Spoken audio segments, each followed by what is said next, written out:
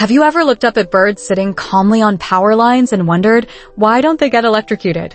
They're literally perched on cables carrying thousands of volts, and yet they just sit there, peacefully preening their feathers like it's a park bench. Meanwhile, we touch a single live wire and boom, disaster. So, what's the secret behind this strange immunity birds seem to have?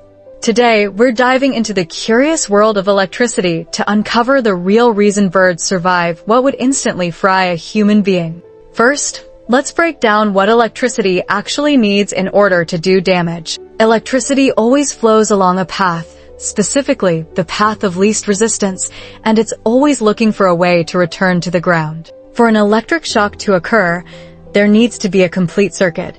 Power must enter one part of the body and exit through another, usually into the earth. That's why humans get shocked, because when we touch a live wire while standing on the ground, our bodies become part of the circuit. The electricity flows through us to reach the earth, and that's what causes injury or even death. But birds?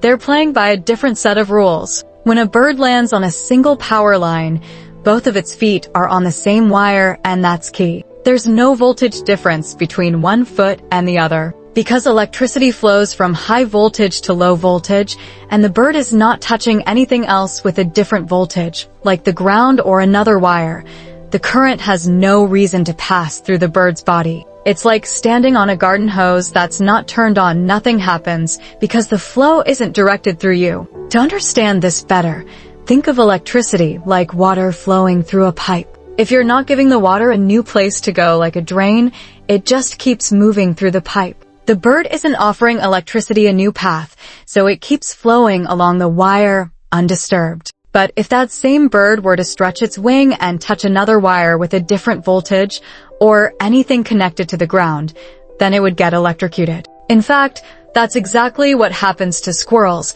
large birds like hawks, or even people doing maintenance work. They bridge two different voltages and become part of the electrical circuit. The result can be fatal. Here's where it gets even more interesting. Power lines are often insulated from the poles, but the voltage they carry is very real, sometimes up to 500,000 volts in high-tension lines. Still, birds remain safe because they're simply not giving electricity an alternate exit path.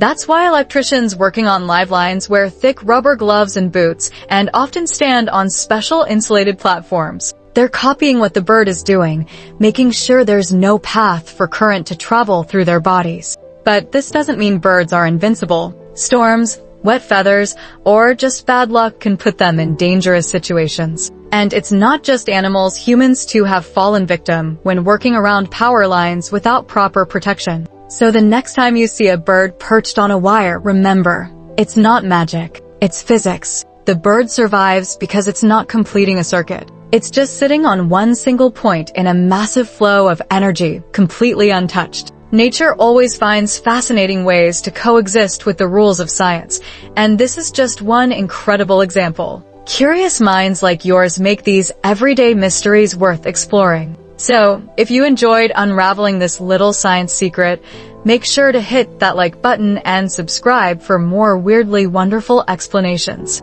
And hey, next time you see a bird chilling on a wire, you'll know exactly why it's not lighting up like a bulb. Stay curious, and I'll see you in the next video.